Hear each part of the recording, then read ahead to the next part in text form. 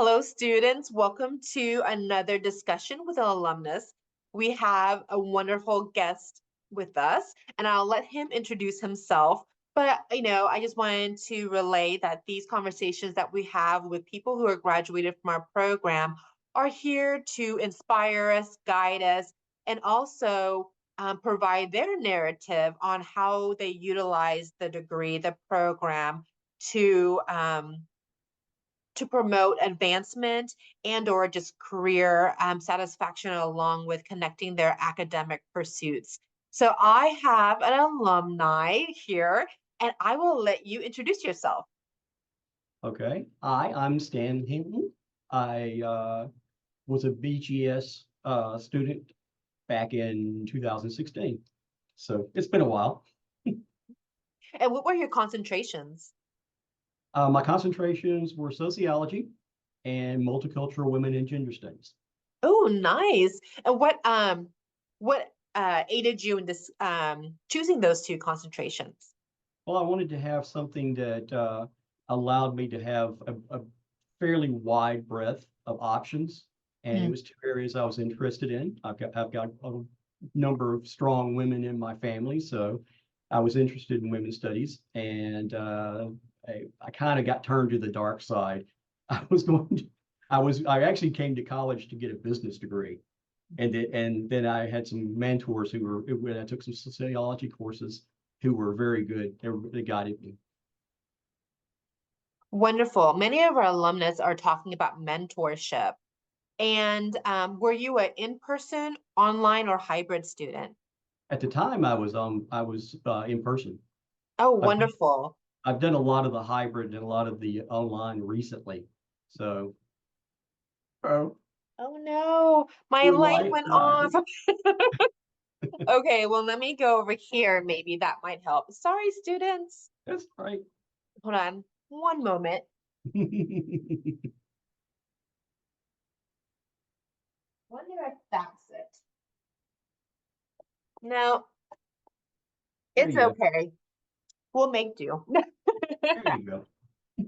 Okay, well, the lighting's really nice and then it like You know, fades down. All right. So with your concentrations and your mentorship that helped guide you, um, what were your um, what were your thoughts or your anticipated career paths post graduation while you're earning your degree? well, I'm kind of an admin oriented person. That's been what I've been doing ever since I'm retired Navy. Mm. So I came back to school after everybody else in my family got a chance to get their degrees. And my pathway that I was looking at something where I could do some writing, and I was interested in science. So sociology here at TWU has a lot of publications to its name. It's one of the most published universities in the area. So it's a good opportunity for me.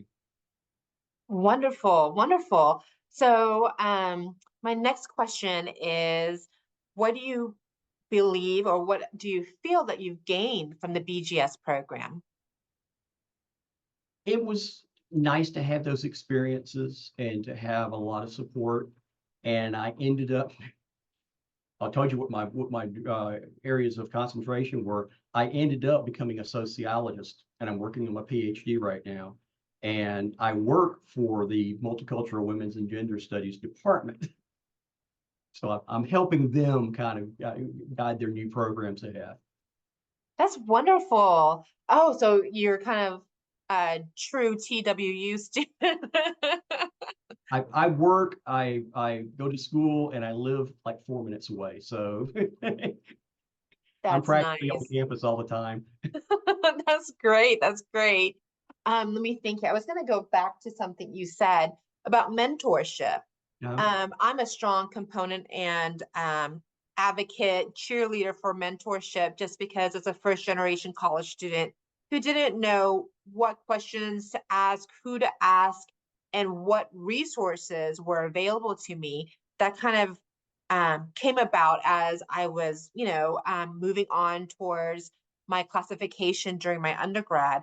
And honestly, during my master's, I felt the same way, which my master's was in professional counseling, marriage and family track. So looking back at your mentorship, and of course we could still have mentors, right? It's a Yeah. lifelong thing. But could you describe or discuss the importance of mentorship within our program or in general as an undergrad student? Well, I actually had two mentors to start off with. They were both at Collin College. And one was like sociologist instructor of the year 5 years running. And the other one was getting ready to retire, but he was very much a believer in having mentors. So when I went to the first one, she said, "Okay, well, this is the courses you ought to take, and this is the way you should be going if you want to be a sociologist, if you're interested in that." And the other one said, "Here's a list of books." It was 21 books, and he says you need to buy these or at least read them, and those will be the groundwork and the support for what you're going to do with your life from now on if you stay in sociology. But by that point in time, they'd gotten me interested enough, and I started really. I read textbooks for fun now. It's very sad. Oh, that's fine. I'm a horrible, well, I shouldn't say horrible. I'm a very slow reader. English is my second language, and Um, it still is the in standardized tests they always try to get you to reading comprehension, yeah, and it takes me a while to comprehend what I'm reading. So I go to Audible, and and those type of programs helped me so much during my academic career. Um, those are blessings. Okay, so mentorship. And may I ask, just for students to understand the process of growth spirits, growth mindset, and also lifelong learning. Have you had mentors throughout your academic and professional career? I have. I've actually, as far as uh, early in life, I had my boss at because I was at retail work at first before I ever came up here, or admin in the background of the retail. And I had a boss that became a very close friend of mine, and he was really showed what a good leader is, or what a good support person is. And then coming in college, I had the two great mentors I had for the first few years I was in college, and then some of the instructors I had. And now my mentor is my advisor. I've actually got three great people that are on my committee for my Mm. PhD. So it's pretty good. Wonderful. Yeah. And what I found, several mentors, I guess you could say kind of come and go based off of needs of each Mhm. other. But I definitely have had mentors, continuations of mentorship, now more colleague, friendship type of vibe Yeah, from my undergrad, which is wonderful because they do provide a support system that is organic, natural, but also focused. And that's one of the reasons why I love mentorships and mentoring others. yeah. Um, You're, so I, when you're in an undergrad, that they are your instructors and their mentors. And then as you become a graduate student, then you become a junior colleague. So the feeling changes a little bit. You'll notice that when that occurs, that shift. And mhm. it takes a few months for you to get used to it. But then you realize that okay, you've got the basic knowledge, especially if you're going into master's program, you got the basic knowledge that they have, but you're looking at becoming eventually an expert in one particular area. Mhm. And you know what? Let me pause for a second and ask, were your plans when you were undergrad to achieve a graduate degree? I have almost always wanted to be a PhD. I've Okay. almost always wanted to be called doctor. Then I can always do that joke, not that kind of doctor. Oh my goodness, same here. I wanted to become a neurosurgeon for the longest time. Yeah, But then, first year, freshman year, first semester, I was weeded out. I earned, well, a C, but it should have been a D in biology 101. So Mhm. I was like, I don't think pre-med is for me. But I often joke too. I brought honor to my parents, definitely my mother. She could still say that she has a doctor Yeah, for a daughter. just not that kind of document. Exactly. Oh my goodness. Okay. I wanted to backtrack and please feel free, if you don't feel comfortable answering this question. But you discussed that you were in the Navy and then you came into higher ed. Um,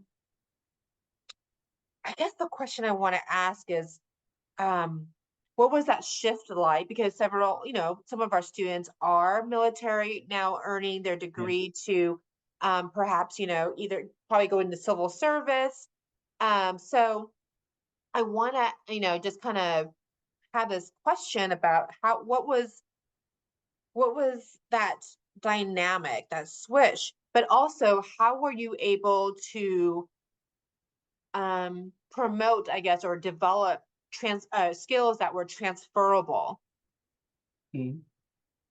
Well, I mean, in the military, it's fairly well regimented, Mhm. so that helps you go to college because I've noticed that there's a difference, and it's not necessarily a negative when you're looking at younger students, the classic, 19, 20-year-old students. But when you go back to college in your 20s or 30s or even later, you're much more serious about it, and that regimentation helps you be a better student. Mm. Um, the majority, I mean, you have to look at it. Over half of our students, or right around a half of our students, are non-traditional students. So you're talking about over 25 years old, have families, going back to school again, maybe second degree, those kinds of things. And the military kind of prepares you for what you're going to go through. But you do have to kind of also get over that part of that because, like I said, you're becoming a junior colleague, so you have to understand the per your well.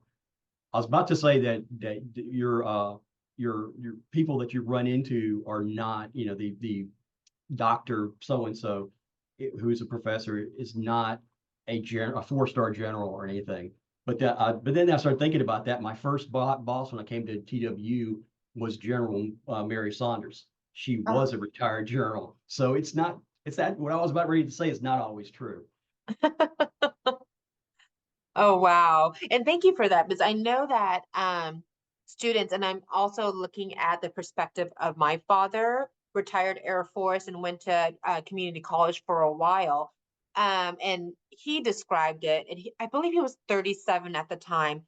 He was just describing it as a shift in thought. And I think you're Mhm. communicating that as well with the regimen and being able to have more intellectual freedom. Mhm. So he described it almost like the cook that has too many spices in the in the kitchen, where he said he felt like maybe he was given like one or two spices, but now, he had a chance to transfer his military self to a career path outside the military. And that was very challenging for him, but also very rewarding. Yeah.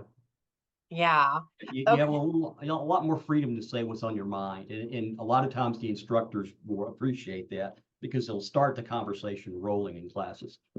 Yes, definitely. And I know he wouldn't use the word, but he felt empowered. I think he would just say, I felt great. Yeah. But how I translate is empowerment. Okay, well, second to last question is what would you advise our students who are earning either a general studies degree or the BAAS in professional studies?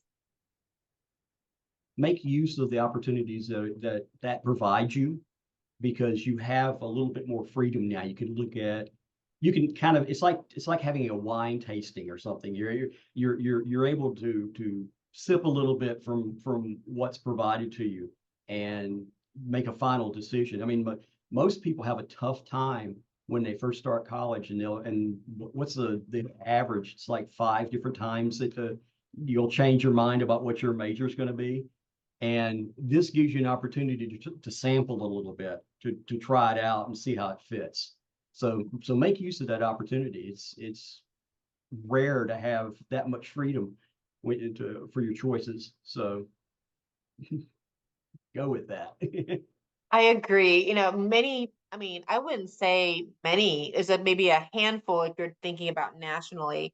Not many universities offer multidisciplinary programs. Right. Most students have to like double major or take on maybe a really in-depth, student research project, internship, volunteer hours, student organization roles or leadership roles, which all are wonderful. But within the academic sense, for me at least, someone who wishes I had a multidisciplinary education in terms of my undergrad, um, my goodness, I would have flourished.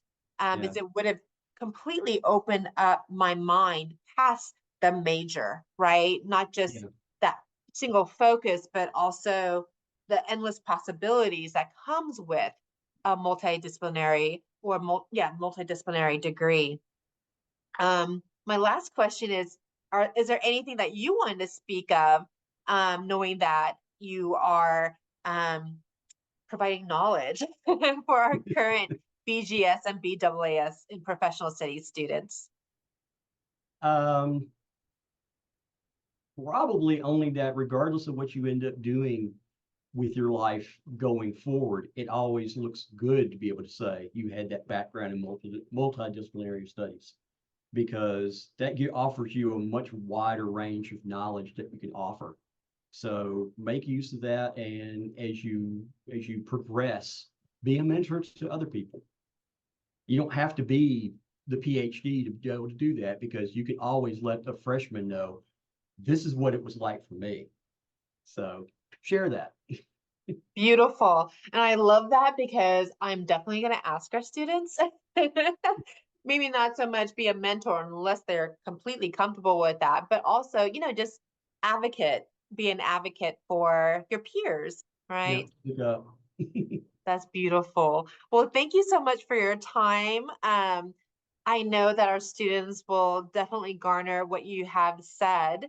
So I will end this discussion with saying thank you, students, for watching this video clip. I encourage you to reach out to me to see if you could be connected with different individuals who are in and or have graduated from our program. And of course, utilize me as a resource for on-campus resources. Take care.